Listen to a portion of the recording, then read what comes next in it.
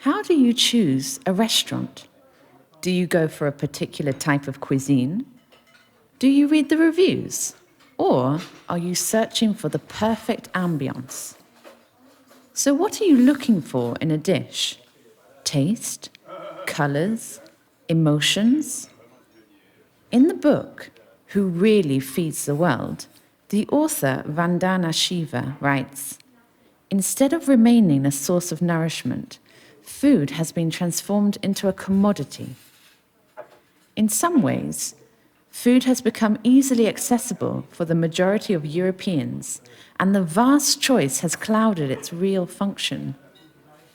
Choosing what food to eat can become a form of respect for a more sustainable presence in the world, including when we decide what to eat at home, as well as out at a restaurant."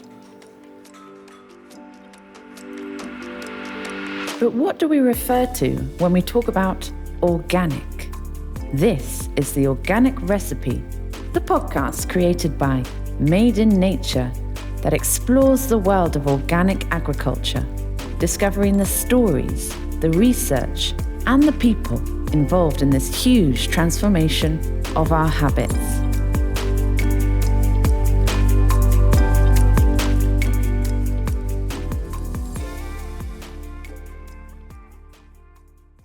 Ma mère était assez écolo avant l'heure. Je m'en suis rendu compte que beaucoup plus tard. Mais elle avait une vraie tendance écolo et je pense que ça m'a influencé. Et doucement, j'ai pris conscience que j'avais envie de faire autre chose. J'avais envie de participer à régénérer un tant soit peu la vie sur la planète et à protéger la santé humaine. Et comme familialement, on a une vraie culture culinaire et que j'ai toujours adoré ça, j'ai décidé d'ouvrir un restaurant parce que finalement c'est un vrai carrefour, un vrai point de contact entre l'homme et la nature. Je suis Gilles Tessier, je suis restaurateur. J'ai créé un restaurant qui s'appelle Human en 2013, fin 2013, donc ça fait 8 ans et demi, qui est un des seuls restaurants français à être 100% biologique. We met Gilles Tessier in the morning at his restaurant Human, situated in the 17th arrondissement. He offered us a coffee and left us to observe his restaurant while he went to prepare for the lunch service. In 2013, when his restaurant Human opened, he tried to bring back healthiness and the ethical and environmental importance of ingredients to the center of gastronomic discussions. La première chose, c'est que notre premier médicament, c'est ce que l'on mange. Donc il faut faire extrêmement attention à ce que l'on mange et le budget qu'on y consacre ne doit pas être négligeable. Ça ne veut pas dire qu'il doit être important, mais on ne doit pas consommer seulement des produits extrêmement bon marché. Il vaut mieux payer un petit peu plus cher et avoir des produits de qualité. Pour notre santé, pour notre vitalité, on est vraiment ce qu'on mange. Et la deuxième chose, c'est que si en mangeant, on peut avoir une action favorable sur notre environnement, et on le sait, on est dans une urgence écologique, on peut faire ce qu'on veut au niveau de l'économie. Si au niveau de l'écologie, on se retrouve dans un environnement extrêmement néfaste, on est en danger. Donc essayons d'œuvrer pour notre environnement. Et si on peut œuvrer avec un moyen facile qui est celui de se nourrir, de consommer, il faut vraiment le faire. Donc c'est un cercle vertueux. Je mange des produits de qualité, c'est bon pour moi, c'est bon pour l'environnement. Donc ça, c'est un message que j'essaye de faire passer. Le deuxième message que j'essaye de faire passer, c'est pas parce que c'est bio que ça va pas être bon, que ça va être une nourriture fade, emmerdante. Bien au contraire, encore une fois, on peut faire une cuisine normale avec des produits d'origine biologique. Donc ça, c'est le deuxième message. Le troisième message, c'est que on n'est pas obligé de manger de la viande et du poisson à chaque repas. On peut se faire plaisir en mangeant différemment. On sait que l'élevage est extrêmement impactant sur l'environnement, mais aussi sur le respect de l'animal. Je ne dis pas qu'il faut absolument éradiquer les poissons et la viande de notre alimentation, mais au moins le réduire. Si on réduisait de 30% notre consommation carnée, on aurait déjà un impact absolument colossal sur le désordre écologique. Voilà les messages que Human essaye de faire passer avec Human Restaurant éclairé sur une face éclairée, c'est-à-dire sur une face joyeuse. Below the main dining room, the kitchen is already at work selecting the ingredients and composing a menu which can represent the meaning of party, fête, and joy that Gilles wants to express with his restaurant.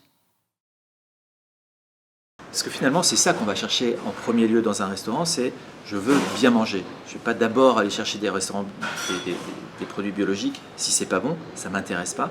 Par contre, si je viens chez Human parce que c'est bon, et qu'en plus de ça, les produits sont 100% biologiques, c'est la cerise sur le gâteau. Et au travers les réseaux, bien évidemment, Human va apparaître comme un des restaurants majeurs biologiques en France. Ça, on le voit. Et donc, les gens qui vont chercher un restaurant biologique vont nous trouver.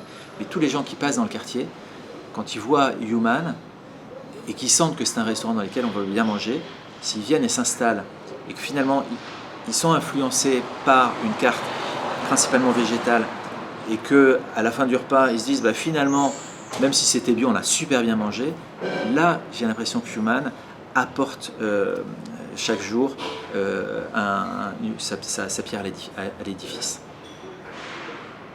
Donc voilà, on change la carte très régulièrement. Toutes les semaines, il y a des plats qui changent, mais on n'a pas d'étiquette de lieu particulier. C'est pas une cuisine française uniquement chez Human. Par contre, on va mettre plein d'épices, on va essayer de colorer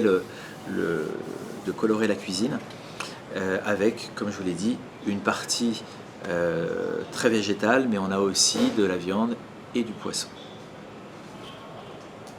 Human est un restaurant où la cuisine est simple. C'est pas parce qu'on utilise des produits bio qu'on va faire une cuisine différente. C'est simplement l'origine des produits qui est 100% biologique, mais en cuisine, on travaille les produits exactement de la même façon, on travaille les recettes exactement de la même façon. Il n'y a pas une cuisine biologique, il y a une cuisine dont les produits sont originaires d'une agriculture qui respecte l'environnement, qui est biologique. Et donc on essaie de faire une cuisine de qualité, mais une cuisine simple, pleine de saveurs. Et on a eu la chance d'être retenu dans des guides comme le Goemio, comme le Fooding. Mais on n'a pas prétention à faire une cuisine gastronomique. We started with some questions about what we eat, and we are left with even more. How much responsibility is involved in our choices when we choose where to eat? On peut se morfondre sur l'état écologique de la planète. C'est pas du tout le point de vue d'Human. Human est plutôt dans l'action. On essaye de faire passer ce message. Essayons d'agir dans la joie avec un levier qui est celui de la nourriture. On se rassemble, on fait quelque chose, on se fait plaisir et en même temps on agit favorablement. En cuisine, donc on fait une cuisine simple et on essaye de ne pas dénaturer les produits. On va garder pour la plupart des fruits et légumes qu'on utilise les peaux qui renferment énormément de nutriments, énormément de vitamines. Il y a très peu de gâchis chez Human et on va essayer de faire ressortir le goût des aliments. Donc si on utilise beaucoup d'épices ou de racines comme du gingembre par exemple pour agrémenter, pimenter, égayer les aliments, mais on ne va pas en utiliser trop pour ne pas dénaturer les produits, qu'on puisse ressentir derrière le goût de la carotte. Je donne un exemple. Le cumin par exemple est une épice extrêmement dominante si on fait des carottes au cumin, on va mettre un tout petit peu de cumin pour qu'on le sente, mais à peine, que ça vienne relever le goût qui pourrait être un petit peu fade parfois de la carotte, avec quelque chose en plus. Mais ce que je veux pas, c'est que quand on mette la carotte dans la bouche, on se dise « Ah, c'est du cumin !» Non, je veux qu'on sente quelque chose, que ce soit presque obligé d'aller chercher la saveur, de dire « Tiens, ça c'est vachement intéressant, c'est quoi ?»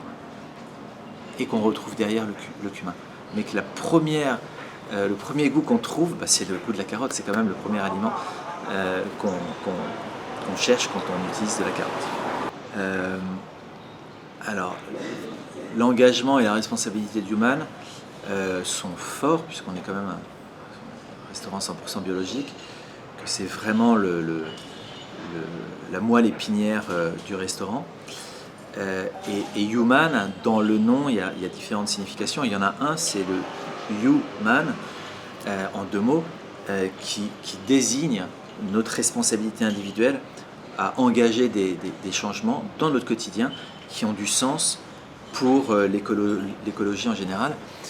Autrement dit, c'est de ne pas attendre que les gouvernements, les organisations entreprennent de grands changements, mais c'est que le changement vienne de nos actions quotidiennes les plus insignifiantes.